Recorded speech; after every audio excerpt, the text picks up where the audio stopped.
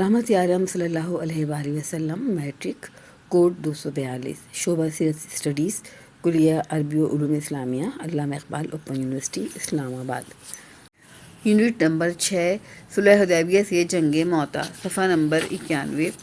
صفحہ number 92، unit کا تعارف، یونٹ کے مقاصد، صلح حدیبیہ، اسلام کی جیت، دنیا کے بادشاہوں کو اسلام کی دعوت، خود آزمائی نمبر 1، یہود کا آخری قلعہ خیبر، مدت کی آرزو، عمرہ، ایک نیا دشمن، موتا کی لڑائی، خود آزمائی نمبر 2۔ صفحہ نمبر 93، یونٹ کا تعارف۔ اس یونٹ میں اسلام کی ایک عظیم الشان فتح یعنی صلح حدیبیہ کا ذکر کیا گیا ہے، نیز اس کے اثرات پر بھی بحث کی گئی ہے۔ اس کے علاوہ آپ صلی اللہ علیہ وسلم نے اسلام کی دعوت کے سلسلے میں مختلف بادشاہوں کو جو خطوط ارسال فرمائے ان کا تذکرہ بھی کیا گیا ہے۔ اس بحث کے ذیل میں روم کے بادشاہ اور ابو سفیان کے درمیان ہونے والے دلچسپ اور سبق آموز مکالمے کی تفصیل بھی دی گئی ہے۔ علاوہ ازیں فتح خیبر، مسلمانوں کا عمرہ ادا کرنے کی بحث اور موتا کی لڑائی کی تفصیلات کا مطالعہ بھی آپ اس یونٹ میں کر سکیں گے۔ اس یونٹ کے مقاصد۔ اس یونٹ کا مطالعے کے بعد آپ کو اس قابل ہو جانا چاہیے کہ آپ صلح حدیبیہ پر مکمل بحث کر سکیں۔ نمبر 2، اسلام کی تبلیغ کے سلسلے میں مختلف بادشاہوں کو حضرت صلی اللہ علیہ وسلم نے جو خطوط ارسال کیے ان کی تفصیل اور اثرات بیان کر سکیں۔ نمبر 3، غزوہ خیبر کے اسباب اور نتائج پر بحث کر سکیں۔ نمبر 4، مسلمانوں نے صلح حدیبیہ کے بعد جو عمرہ ادا کیا اس کی تفصیلات بیان کر سکیں۔ نمبر 5، غزوہ موتا کے اسباب اور نتائج کے بارے میں معلوم کر سکیں۔ صفحہ نمبر 94، نمبر 1، حدیبیہ کی صلح، ذیقعدہ 6 ہجری۔ مسلمانوں کی بڑی خواہش تھی کہ وہ مکہ جا کر خانہ کعبہ کا طواف اور زیارت سے اپنی آنکھیں ٹھنڈی کریں، جس کے دیدار سے وہ سال سال سے محروم کر دیے گئے تھے۔ اسی ارادے سے آپ صلی اللہ علیہ وسلم 1400 مسلمانوں کو ساتھ لے کر مکہ روانہ ہوئے۔ لڑائی کی بالکل نیت نہ تھی، ممانعت تھی کہ تلواروں کے سوا کوئی ہتھیار نہ لیا جائے، تلواریں بھی نیام میں ہوں۔ قربانی کے اونٹ ساتھ تھے اور عرب کا بچہ بچہ جانتا تھا کہ جو سفر ایسی مقدس غرض سے کیا جائے اس میں لڑنا کیا تلوار اٹھانا بھی جائز نہیں۔ جب آپ صلی اللہ علیہ وسلم مکہ کے قریب پہنچے تو ایک مخبر کو حال دریافت کرنے کے لیے بھیجا۔ وہ خبر لایا کہ قریش ایک بڑی جمعیت ساتھ لے کر مسلمانوں کو روکنے کی غرض سے آگے بڑھ رہے ہیں۔ آپ صلی اللہ علیہ وسلم راستہ کترا کر حدیبیہ کے مقام پر اتر پڑے اور ایک سفیر کو قریش کے پاس یہ پیغام دے کر بھیجا کہ ہم صرف عمرہ ادا کرنے آئے ہیں، لڑنا مقصود نہیں، اور بہتر یہ ہے کہ قریش تھوڑی مدت کے لیے ہم سے صلح کا معاہدہ کر لیں اور میرے اور عربوں کے درمیان سے ہٹ جائیں۔ سفیر نے قریش کے سامنے جا کر تقریر کی۔ عروہ بن مسعود ثقفی، ایک نیک دل سردار، نے قریش سے کہا، کیا تمہیں مجھ سے کوئی بدگمانی تو نہیں؟ انہوں نے کہا نہیں۔ تب اس نے کہا، مجھے اجازت دو کہ محمد صلی اللہ علیہ وسلم سے مل کر اس معاملے کو طے کروں۔ لوگوں نے رضامندی ظاہر کی تو وہ حضور صلی اللہ علیہ وسلم کی خدمت میں حاضر ہوا اور قریش کا پیغام سنایا۔ عروہ نے یہاں پہنچ کر مسلمانوں کے روحانی انقلاب کا جو تماشا دیکھا اور رسول اللہ صلی اللہ علیہ وسلم کے ساتھ ان کی بھرپور عقیدت کا جو حال اس کو دیکھنے کو آیا، اس نے اس کے دل پر بڑا اثر کیا۔ قریش سے جا کر کہا، میں نے قیصر اور کسریٰ اور نجاشی کے دربار دیکھے ہیں، عقیدت اور محبت کی تصویر مجھے کہیں نظر نہیں آئی۔ محمد صلی اللہ علیہ وسلم بات کرتے ہیں تو ہر طرف سناٹا چھا جاتا ہے، کوئی نظر بھر کر ان کی طرف دیکھتا نہیں۔ وضو کرنے کے بعد جو قطرے گرتے ہیں عقیدت مند ان کو لے کر ہاتھوں اور چہرے پر ملتے ہیں۔ اس پر بھی بات نہ تمام رہی۔ آپ صلی اللہ علیہ وسلم نے پھر ایک سفیر بھیجا۔ قریش نے اس پر حملہ کیا لیکن وہ بچ گیا۔ قریش نے لڑنے کو ایک دستہ آگے بھیجا، مسلمانوں نے اس کو پکڑ لیا لیکن حضرت صلی اللہ علیہ وسلم نے چھوڑ دیا اور معافی دی، اور حضرت عثمان رضی اللہ تعالیٰ عنہ کو وہ سفیر بنا کر بھیجا۔ وہ اپنے ایک عزیز کی حمایت میں مکہ گئے اور حضرت صلی اللہ علیہ وسلم کا پیغام سنایا۔ قریش نے ان کو قید کر لیا اور مسلمانوں تک یہ خبر پہنچی کہ حضرت عثمان شہید کر دیے گئے۔ مسلمانوں میں بڑا جوش پیدا ہوا۔ آپ صلی اللہ علیہ وسلم نے فرمایا، عثمان کے خون کا بدلہ لینا فرض ہے۔ یہ کہہ کر ببول کے ایک درخت کے نیچے بیٹھ گئے اور صحابہ سے بیعت لی۔ اس کا نام بیعت رضوان ہے۔ صفحہ نمبر 95، یعنی اللہ کی خوشنودی کی بیعت، کیونکہ اس کے بارے میں اللہ نے قرآن میں اپنی خوشنودی ظاہر فرمائی۔ بات کو معلوم ہوا کہ حضرت عثمان رضی اللہ تعالیٰ عنہ کی شہادت کی خبر صحیح نہیں تھی۔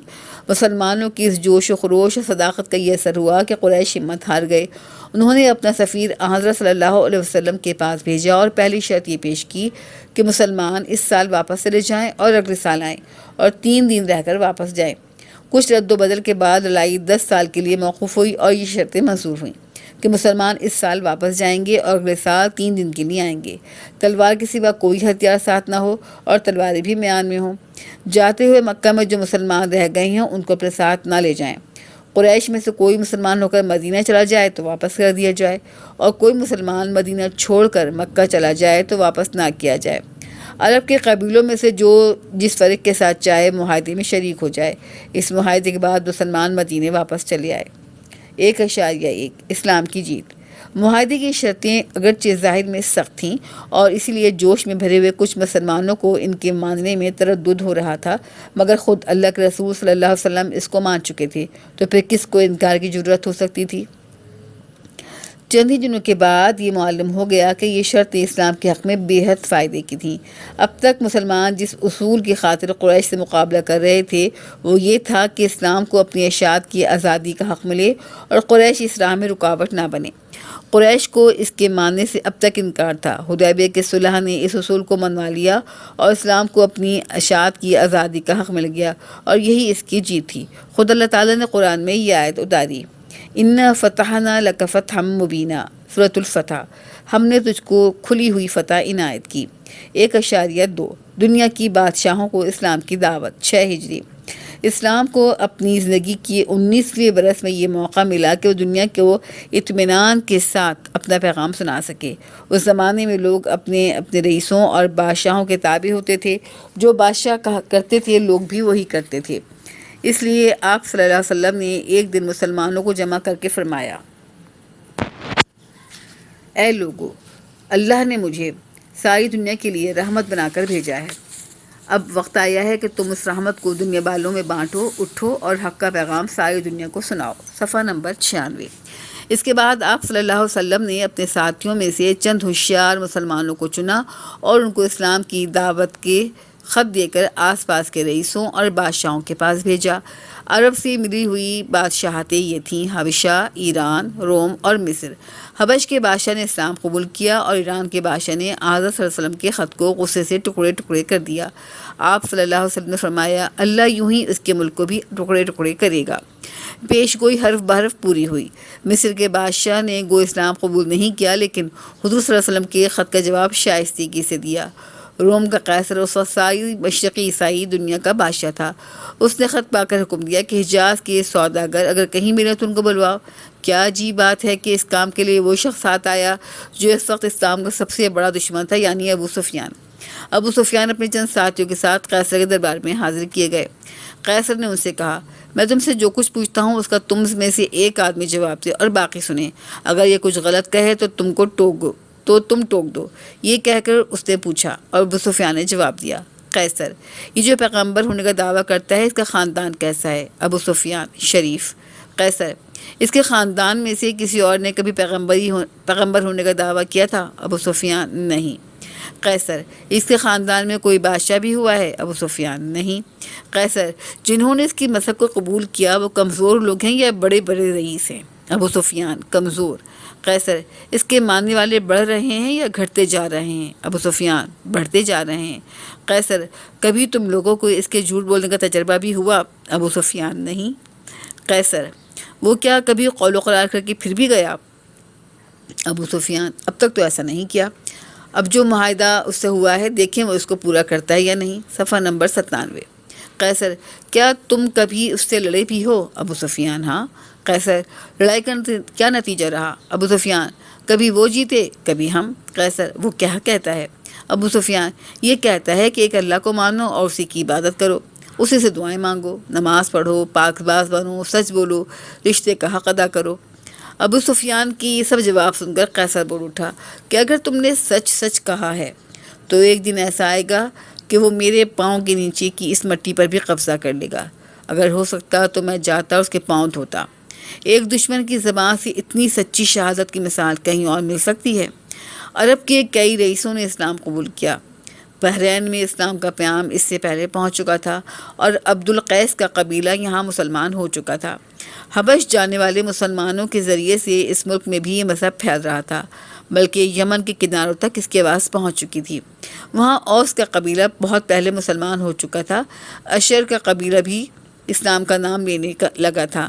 عمر بن عنبسہ جو سلیم کے قبیلے سے تھا، وہ مکہ ہی کے زمانے میں مسلمان ہو چکے تھے۔ اب جب ان کو لوگوں کی زبانی مدینے میں اسلام کی ترقی معلوم ہوئی تو مدینہ آ کر اپنے اسلام کا اعلان کیا۔ ان کے مسلمان ہونے کا قصہ بڑا دلچسپ ہے۔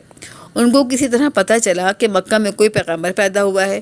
وہ اس کے مشتاق ہو کر مکہ پہنچے۔ یہاں اس وقت کافروں کا بڑا غرغہ تھا، مگر وہ چھپ کر کسی طرح آپ صلی اللہ علیہ وسلم کی خدمت میں پہنچ کر پوچھا، آپ کون ہیں؟ فرمایا، میں پیغمبر ہوں۔ پیغمبر کس کو کہتے ہیں؟ ارشاد ہوا، مجھے اللہ نے پیغام دے کر بھیجا ہے۔ دریافت کیا، کیا پیغام دے کر بھیجا ہے؟ فرمایا، یہ پیغام کہ قرابت داروں کا حق ادا کیا جائے، بت توڑے جائیں، اللہ کو ایک مانا جائے اور کسی کو اللہ کا شریک نہ ٹھہرایا جائے۔ عمر نے پوچھا، اب تک آپ کے مذہب کے ماننے والے کتنے ہوئے؟ فرمایا، ایک آزاد اور ایک غلام۔ عمر نے کہا، میں آپ کے مذہب میں آنا چاہتا ہوں۔ فرمایا، ابھی تو ایسا نہیں ہو سکتا، تم دیکھتے ہو کہ قبول کرنے والوں کا کیا حال ہے۔ ابھی اپنے گھر واپس جاؤ، جب میری کامیابی کا ہاتھ سننا تو آنا۔ اس اللہ کے بندے کو اب جب پیغمبر صلی اللہ علیہ وسلم کی کامیابی کا حال معلوم ہوا تو دوڑ کر آیا۔ صفحہ نمبر 98۔ غفار کا آدھا قبیلہ حضرت ابو ذر غفاری کی تبلیغ کی وجہ سے پہلے ہی مسلمان ہو چکا تھا اور آدھا اس وقت مسلمان ہوا جب آپ صلی اللہ علیہ وسلم مدینے آئے۔ جوہنیہ کے قبیلے نے ایک ساتھ 1000 کی جماعت نے اسلام قبول کیا اور اسی طرح اسلم، زینہ اور اشجع کے قبیلوں نے اس سچائی کے آواز کو سنا اور قبول فرمایا۔ حدیبیہ کی صلح اسلام کی فتح کا نقارہ تھی۔ غرض یہ تھی کہ لڑائی بھڑائی دور ہو، دشمنی اور عداوت کا جذبہ ٹھنڈا ہو اور مخالفت کا رنگ پھیکا پڑے اور لوگوں کو اسلام کی روحانی انقلاب کے دیکھنے اور اسلام کی تعلیم سمجھنے کا موقع ملے۔ حدیبیہ کی صلح نے یہ موقع بہم پہنچایا۔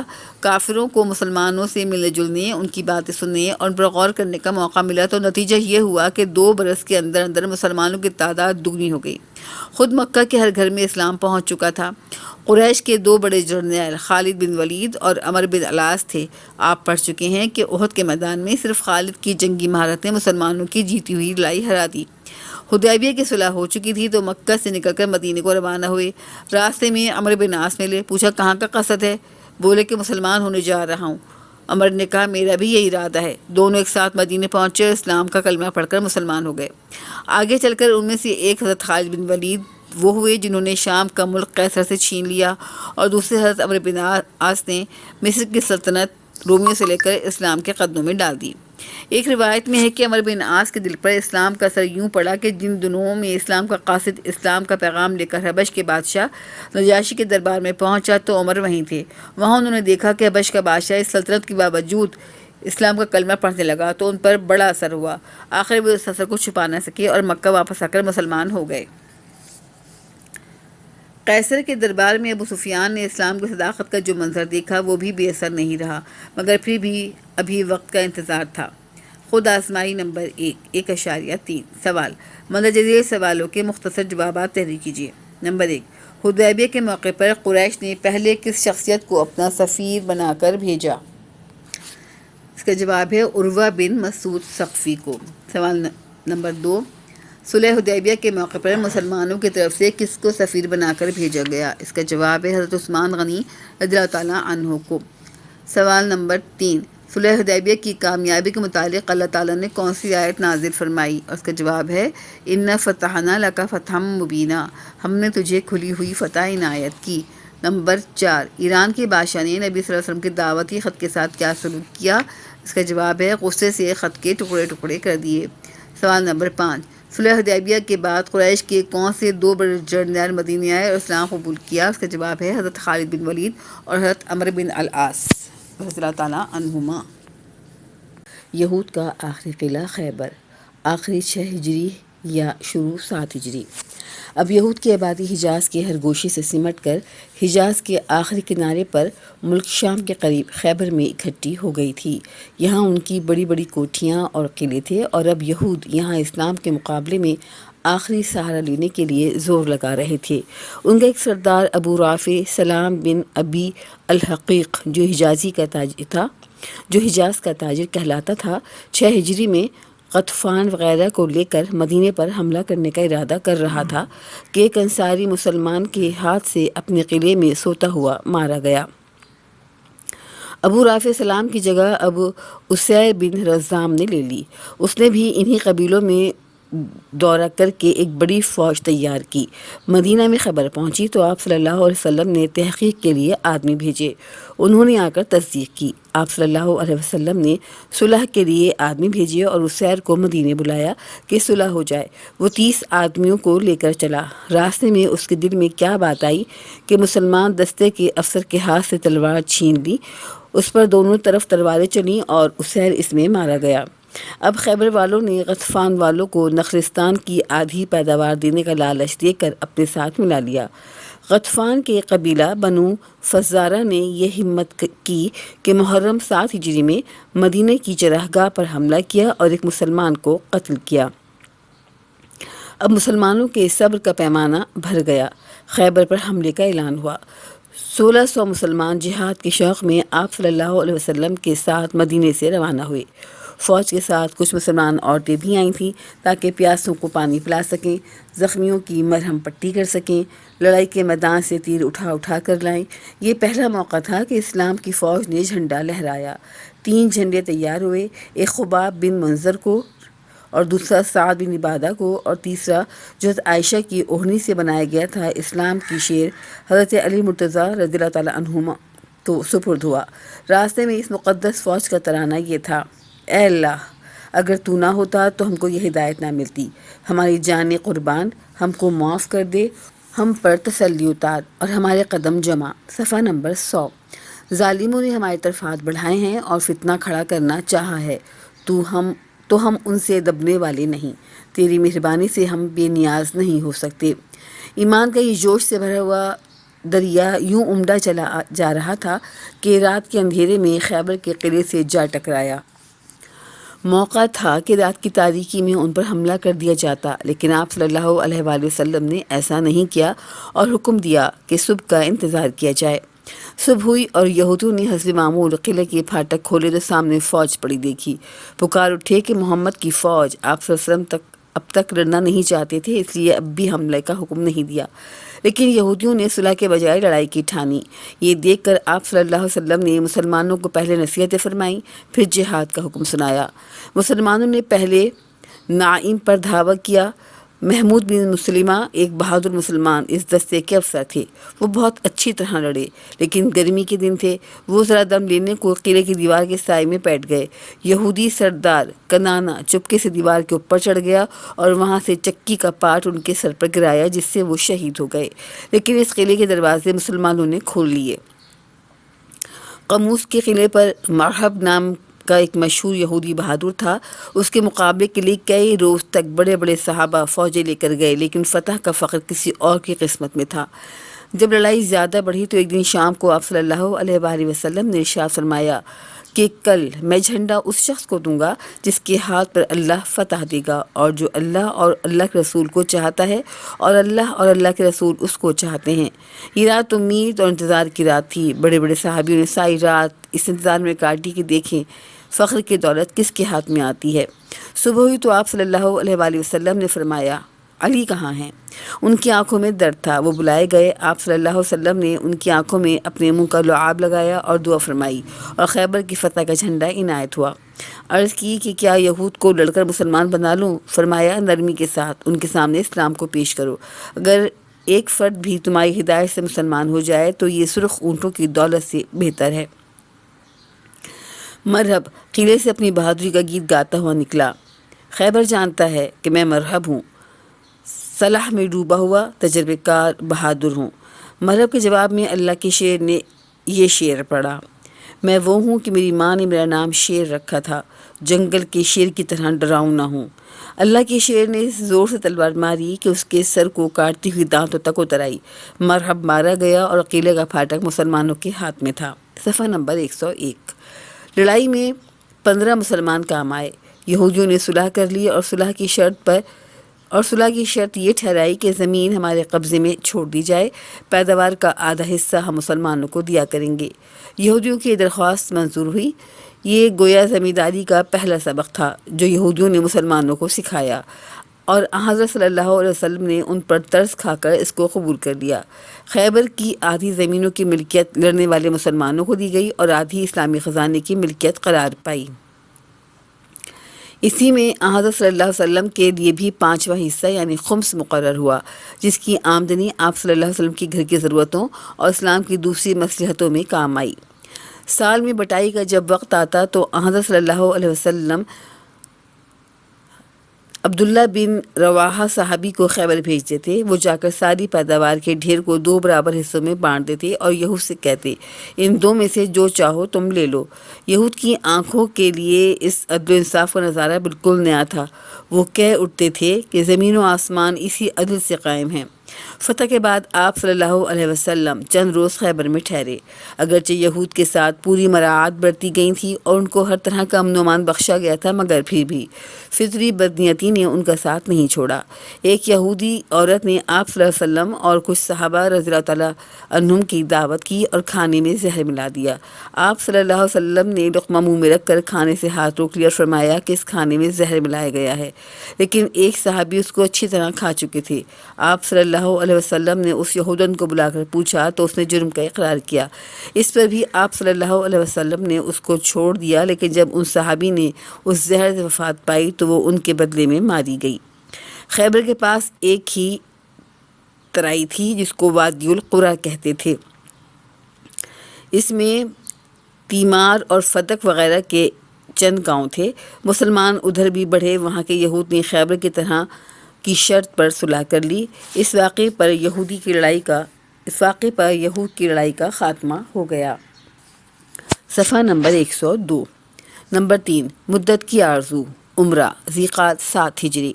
عمرہ ایک قسم کا چھوٹا حج ہے جس میں احرام کے ساتھ کعبہ کے گرد گھوم کر اور صفا اور مروہ کی پہاڑیوں کے بیچ میں تیز چل کر کچھ دعائیں پڑھی جاتی ہیں۔ یاد ہوگا کہ پچھلے سال حدیبیہ میں یہ طے پایا تھا کہ اگلے سال مسلمان مکہ آ کر عمرہ ادا کرنے۔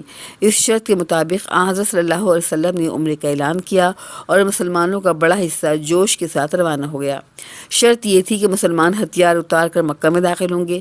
اگرچہ یہ شرط پوری کرنی خطرے سے خالی نہ تھی، مگر مسلمانوں نے خانہ کعبہ کی زیارت کے شوق اور معاہدے کے احترام میں اس شرط کو پورا کیا۔ مکہ سے 8 میل قبل سارے ہتھیار اتار کر رکھ دیے گئے اور 200 سواروں کا ایک دستہ اس کی حفاظت پر متعین ہوا۔ باقی مسلمانوں نے مکہ میں داخل ہو کر جوش و خروش کے ساتھ جھومتے ہوئے عمرے کے سب کام پورے کیے۔ 3 دن بعد شرط کے مطابق آپ صلی اللہ علیہ وآلہ وسلم مکہ سے نکلے۔ مکہ سے نکلتے وقت ایک عجیب اثر میں ڈوبا ہوا منظر سامنے پایا۔ حضرت حمزہ رضی اللہ تعالیٰ عنہ کی یتیم بچی حضرت صلی اللہ علیہ وسلم کو چچا چچا کہہ کر پکارتی ہوئی آئی۔ حضرت علی نے اس کو ان کی بہن تھی گود میں اٹھا لیا۔ حضرت علی کے بھائی حضرت جعفر اور حضرت زید بن حارثہ نے اس کے لیے اپنے دعوے الگ پیش کر دیے۔ حضرت جعفر کہتے تھے کہ یہ میرے چچا کی لڑکی ہے۔ زید کہتے تھے کہ حمزہ میرے مذہبی بھائی تھے۔ کیا یہ ناز و محبت کی لڑائی اسی کے لیے نہیں ہو رہی تھی جو اسلام سے پہلے زندہ زمین میں گاڑ دی جاتی تھی؟ اسلام نے اب لوگوں کے دلوں کو کیسا بدل دیا تھا۔ نمبر 4، ایک نیا دشمن۔ موتا کی لڑائی جمادی الاول 8 ہجری۔ اب تک اسلام کو ملک عرب کے اندر کے یہود اور مشرکوں کے قبیلوں سے سامنا تھا۔ اب آگے عیسائی رومیوں کی طاقتور سلطنت کی دیوار حائل تھی۔ عیسائی رومیوں کی ماتحتی میں ایک عرب خاندان بصرہ پر حکومت کر رہا تھا۔ اس خاندان کے سردار نے اس مسلمان قاصد کو جو ان کے پاس اسلام کی دعوت کا خط لے کر آیا تھا قتل کر دیا تھا۔ حضرت صلی اللہ علیہ وسلم نے اس شہید کا بدلہ لینے کے لیے 3000 فوج مدینے سے روانہ کی۔ حضرت جعفر، عبداللہ بن رواحہ اور زید بن حارثہ رضی اللہ تعالیٰ عنہم اس میں خاص طور پر بھیجے گئے تھے۔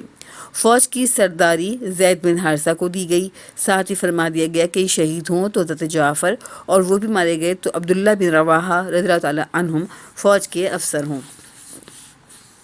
صفحہ نمبر 103۔ قرآن کے بادشاہ کو خبر لگ چکی تھی۔ اس نے 1 لاکھ کے قریب فوج تیار کی۔ خود روم کے قیصر نے بے شمار نوجوانوں کے ساتھ موآب میں آ کر خیمہ ڈھالا۔ آپ صلی اللہ علیہ وسلم نے مسلمانوں کو تاکید کر دی تھی کہ لڑائی سے پہلے دشمن کو صلح کا موقع دینا اور اسلام کا پیغام پہنچا دینا۔